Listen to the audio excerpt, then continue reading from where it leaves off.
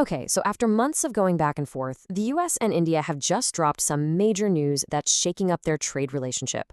So, what exactly is in this deal and why is it causing such a stir? Let's break it all down. All right, the headline here is this massive tariff cut. The United States is dropping its reciprocal tariff on India all the way from 25% down to 18%. I mean, that is a huge shift, and honestly, it took a lot of people by surprise. Okay, so here's how we're going to tackle this. First, we'll look at the policy shift itself. Then, and this is the interesting part, we'll get into what pushed this through, a big move from the EU. After that, we'll dive into what's actually in the deal, hear what the political opposition is saying, and then we'll wrap up by looking at the two totally different ways people are seeing this whole thing. First up, the trade shift. For months, a deal between the US and India felt like it was stuck in quicksand. It was on, then it was off. So this sudden change isn't just some small adjustment, it's a major, major breakthrough. And get this, it's not just about that one tariff going down. The US also totally wiped out a separate 25% penalty they had placed on India. So you're looking at a two-for-one deal here, really. So that brings us to the big question. Why now? I mean, what was the trigger? Why did Washington make this move right now? Well, it turns out the timing here is absolutely everything. And the answer, it seems, lies with a totally different deal. The absolutely massive trade deal between India and the European Union. People are literally calling it the mother of all deals. Okay, so check out this timeline. January 27th, India signs this huge, historic deal with the EU. And then, almost right after, the US comes out and announces its tariff cut. I mean, come on, it's pretty hard to call that a coincidence, right?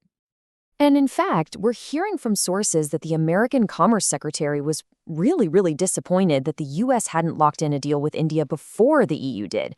This really paints a picture, doesn't it? It suggests that the mother of all deals basically forced Washington's hand. They either had to make a move or risk getting left in the dust. Okay, so we've got a pretty good idea of the why behind all this. Now, let's dig into the what. What's actually inside this new agreement? From everything we're hearing, this deal is all about agriculture. India has agreed to allow corn imports from the US. But here's what's just as important, maybe even more important, what's not in the deal. Things like staple grains, rice, and wheat. And the big one, dairy products. Nope, they are still off the table.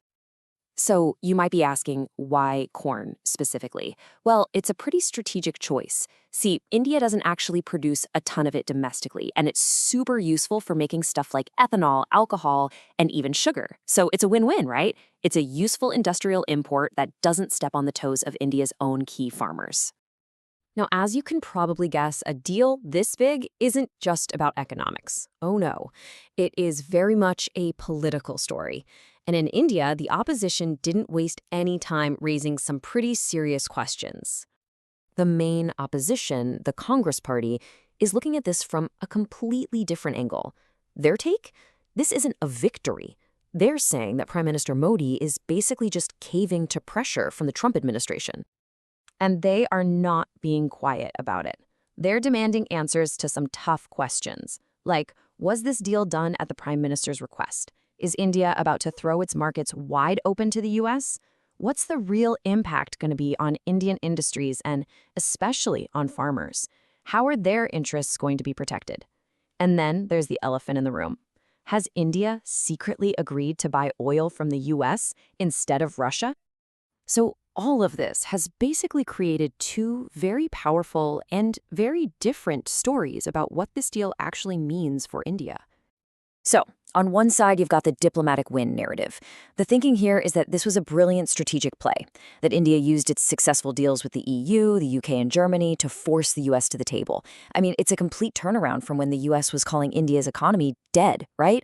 But then, on the other side, you have the deal under pressure argument. And this side points to some pretty convincing evidence, too. The announcement came from Washington, not India. A lot of the key details are still under wraps. And there are these huge unanswered questions about concessions on things like agriculture and energy. And so that leaves us with the million-dollar question, doesn't it? Is this a brilliant strategic victory that proves India's growing power on the world stage? Or is it a compromise made under immense pressure from the world's biggest economy? The truth is, until all the details are out in the open, we just won't know the full story.